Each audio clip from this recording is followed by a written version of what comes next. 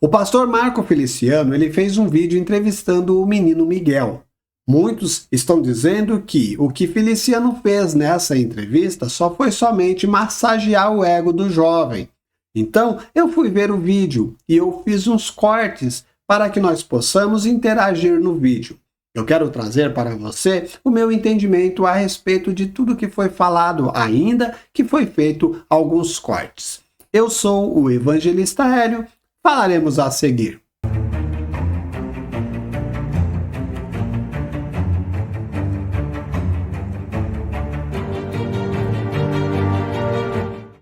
Qual a sua referência de igreja? Porque você me contou que começou na Deus e Amor, né? Comecei na Deus e Amor.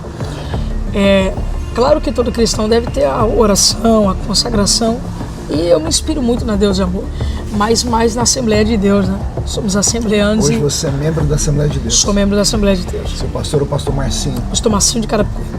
Grande amigo. Ali é Madureira, né? Madureira. Bispo Samuel Ferreira. Bispo Samuel Ferreira. E o bispo primaz, Manuel Ferreira. Manuel Ferreira. Família boa. Veja, a primeira pergunta que eu separei é esta que ele fez. Qual é a sua referência de igreja? Dando a conotação que a Assembleia de Deus, Deus é amor, congregação, essas denominações como sendo igreja. Isto não é igreja. Igreja somos nós. Nós somos a igreja de Jesus Cristo. Nós nos reunimos para juntos adorar ao Senhor nessas denominações cristãs. Assembleia de Deus, Deus é amor, congregação e assim vai. Não é igreja. As pessoas precisam entender. Por que eu digo isto? Como evangelista que sou, eu vejo muitas pessoas, quando elas desanimam ou alguma coisa acontece dentro da casa de oração, quando elas saem de lá, elas já se sentem como umas pessoas que não são mais parte da igreja. Muitos dizem que agora elas são desigrejadas. Não são desigrejadas. Desigrejados é aquele que nega o Senhor Jesus. Como um dia ele disse, o Senhor Jesus é meu Senhor e Salvador, ele só vai ser desigrejado o dia que ele disser que ele nega isto. Então, sair de uma denominação cristã não é que você não seja mais um cristão. Você não está fazendo mais parte da comunhão naquele lugar, mas você continua sendo a igreja. Nós somos a eclésia, tirado para fora. Ou seja, nós não fazemos parte mais de um sistema. Nós somos agora a igreja de Jesus Cristo. Como é que você se sente hoje sendo bombardeado? Porque você é bombardeado 24 horas por dia. Como é que é seu dia? Ele fala que é o dia do Miguel. Você acorda, o que você faz primeiro? Eu oro todas as manhãs, peço para Deus segurar meu dia em paz, né? Segurar meu dia em tranquilidade, porque eu nunca sei o que vão criar sobre mim, né? Eu não sei quais são as novas pancadas, eu não sei o que as pessoas vão falar de mim.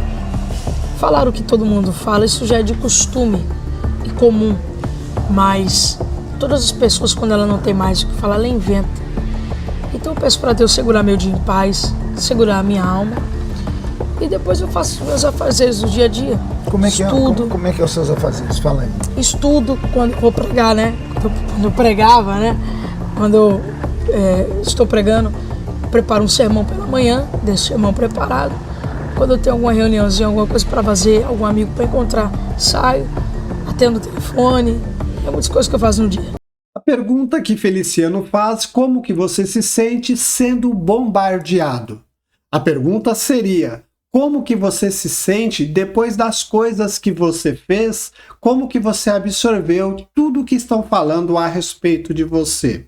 Outra coisa também que ele fala no finalzinho desse trecho é preparar uma mensagem. Eu digo para você que este negócio de preparar uma mensagem não é algo bom. Não é algo bom preparar uma mensagem. O homem de Deus, ele tem que ser instruído na palavra de Deus. Ele tem que ter o conhecimento da palavra de Deus e ter a certeza que, se for dado para ele uma oportunidade de falar de Deus, ele está pronto para falar. Porque Esta preparação é algo comercial, é algo que ele faz para ir pregar numa denominação com uma palavra pronta. Não é algo que seja aquilo que venha a ser trazido pelo Espírito, mas sim trazido por ele. É da forma que eu entendo, eu jamais preparei nada para levar para a Igreja de Jesus Cristo. Eu sempre busquei ler a palavra de Deus, me alimentar da palavra de Deus. Quando foi dado para mim uma oportunidade, evangelista Hélio, você vai pregar hoje. Eu tinha condição de abrir a palavra de Deus e começar a falar e deixar que o Espírito de Deus fluísse sobre aquilo que eu tinha o conhecimento. Eu tenho um livro que eu já li ele mais de 4 vezes, é que Em Meu Lugar o que Jesus Faria. É um livro de... Esse livro é muito forte. Eu já li ele umas 4 vezes, por exemplo. E depois de ler, você conseguiu aplicar? Porque esse livro traz um ensinamento forte. Olha, para mim poder suportar essas críticas e não responder ninguém como eu faço, e não revidar, não bater em ninguém, as pessoas me criticar e eu simplesmente agir como eu ajo, apanhar em silêncio como Jesus apanhou como um cordeiro, coloquei em prática tudo que o livro dizia.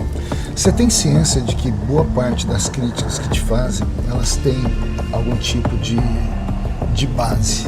Sim. Você tem consciência disso? Com certeza. Você tem consciência de que você errou algumas vezes? Sim, com certeza. Você tem lutado para melhorar? Claro. Eu disse no Assembleano de Valor, se permite, numa entrevista, que eu reconheço os erros que eu cometi e claro que todos eles serão corrigidos, como eu já estou fazendo. E o Senhor, com a ajuda do Senhor, com toda certeza eu vou conseguir corrigir esses erros. Porém, eu entendo que não só erros da minha parte, né? Tem muitas pessoas que erraram no termo passar dos limites, passar dos excessos. Toda base, todo erro, eles se consertam, né? Mas tem pessoas que pensam que o meu erro será consertado se matar o meu ministério, matar a minha chamada, né? Tem pessoas que hoje me preferia ver no mundo do que no altar. Isso dói, isso machuca muito. Faz parte da história. Muito. Eu conheço um obreiro pelas cicatrizes que ele carrega e pela sua estante de livros. Sim. Você já me disse que lê bastante e cicatrizes você já está cheio delas. Notamos aqui que Feliciano traz para ele a ideia da leitura.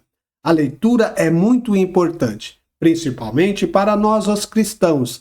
Mas eu também vejo a importância de alguns livros para que você possa compreender a mente de outras pessoas. Mas a base é a Bíblia. A Bíblia é a base do cristão. Livros não servem como base para ensinamento daquilo que é espiritual, mas sim para o contexto daquilo que é espiritual. Eu espero que você me entenda. É para que abra a sua mente nas coisas espirituais, até contestar alguns livros.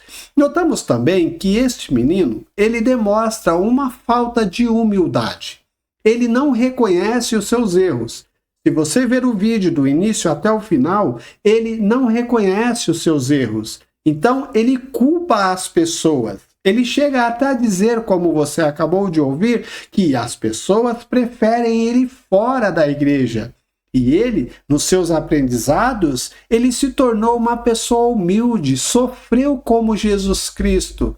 Veja, é uma criança. Nós compreendemos isto, mas é uma criança que precisa ser amadurecida de uma forma correta, sem que você venha fazer com que esta pessoa ela se sinta mais inflada do que ela é. Porque, como eu disse e repito, é uma criança. E esta criança, principalmente para o mundo evangélico espiritual, precisa ser moldado dentro daquilo que a palavra ensina. Por quê? A parte de ensinamento da palavra de Deus, qualquer pessoa pode adquirir, mas a parte espiritual não é qualquer pessoa, é Deus que dá.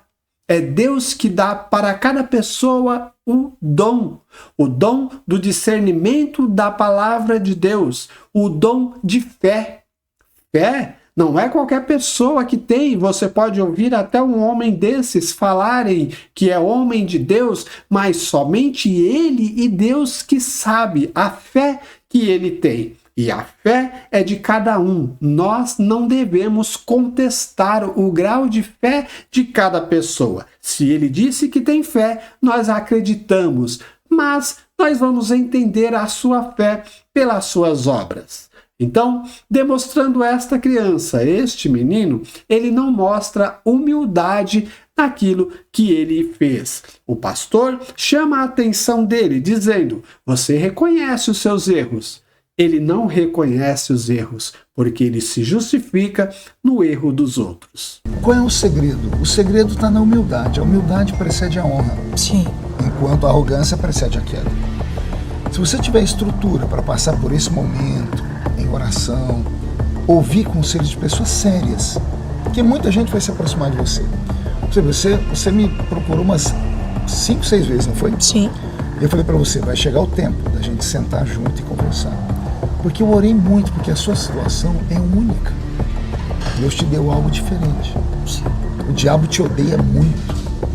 Porque eu sou um homem espiritual. E eu acredito que tudo que você está passando é porque o diabo te odeia. E o diabo não te odeia de graça. Embora o diabo não saiba o futuro, porque ele não é onisciente, o diabo, ele tem a percepção. Porque é o maior de todos os psicólogos. Sim. Ele derrubou o primeiro homem que pisou no mundo. Ele teve a audácia de tentar Jesus no deserto. Então quem somos nós na fila do pão? Então o diabo, ele não precisa saber o seu futuro. Basta ele de vez em quando pegar Deus te olhando lá do céu. Tem pregação minha que eu falo assim. De vez em quando Deus, ele abre a janela do céu e fica olhando na terra. E ele coloca o olhar em alguém. O pastor Feliciano, ele falou a respeito da humildade. Sim, nós devemos ser humildes. Mas vamos prestar atenção da humildade que o homem deve ter. Ele vai falar a respeito de Jó. Só que existe algo que ele não falou para Miguelzinho. Vamos ver o que ele não falou para o Miguelzinho? Num dia em que os filhos de Deus vieram apresentar-se perante o Senhor, veio também Satanás entre eles. Então, perguntou o Senhor a Satanás: de onde vens? Satanás respondeu ao Senhor e disse: de rodear a terra e passear por ela.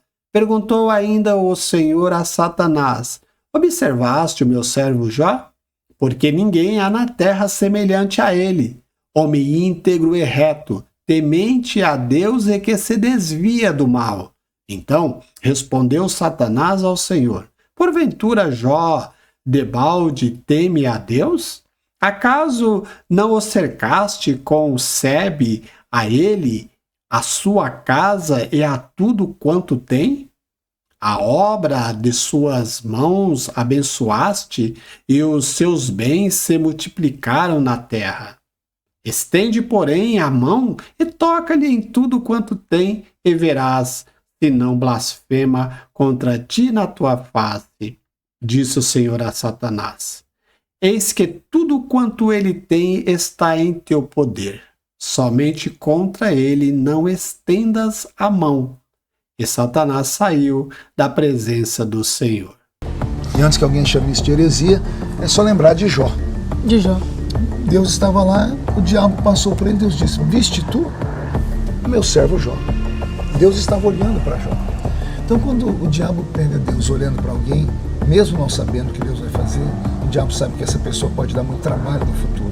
Então ele vai fazer de tudo para fazer com que essa pessoa se perca. Então ele vai usar de todas as formas. Às vezes você não precisa de um inimigo externo para te derrubar. O pior inimigo do Miguel não são sites, não são esse povo bobo de TikTok que em busca de centavos são miseráveis, porque os cliques são centavos, em busca dos cliques miseráveis tem que destruir o Miguel, tem que todo dia arrumar uma porcaria. Esse é o maior inimigo não são eles. O maior inimigo do Miguel, se eu tivesse um espelho aqui, eu ia te mostrar quem é. É o próprio Miguel. O maior inimigo do homem é um homem. Ao observarmos esta passagem, o pastor não falou para o jovem que Jó era um homem temente a Deus, um homem íntegro, um homem fiel, que Deus testificou sobre a vida de Jó, diferente daquilo que este menino está fazendo. ele não tem a condição de ser comparado como aquilo que Deus fez por Jó. E outra, Satanás, ele não tem poder sobre o homem de Deus. Que ele tem fúria, todos nós sabemos, mas se o homem de Deus, ele se atenta que Satanás, ele tem condições de fazer algo contra um homem de Deus, Jó está dizendo aí que Satanás não tem poder. O poder que foi dado foi uma permissão de Deus. Agora, se Jó não fosse um homem íntegro na presença de Deus, Satanás poderia ter tirado ele da presença de Deus. Como nós sabemos da história, nós vemos que os amigos e até a esposa de Jó foi contra ele. Mas o que eu quero que você entenda é que Jó era justificado pelo próprio Deus. O homem de Deus não tem que temer o diabo, como foi falado aqui. Por quê? Porque o homem de Deus está debaixo da proteção do próprio Deus. Veja o que Deus falou a respeito de Jó, homem íntegro. Se você é um homem íntegro, um homem que se esforça de andar na presença de Deus, por que você vai se preocupar com o que Satanás vai fazer? Você não deve se preocupar com essas coisas. Que ele tem fúria? Tem. Mas se você der brecha, imagine. Se Jó, quando ele passou por todas as dificuldades, como você, homem de Deus, mulher de Deus, que já sabe da história de Jó, se tudo aquilo que ele passou, se ele tivesse negado mesmo a Deus como a sua mulher disse, se ele tivesse levado aquelas coisas como Deus me abandonou, preste bastante atenção. Isto que o pastor Feliciano falou para este jovem, no meu ver, foi um contexto totalmente errado.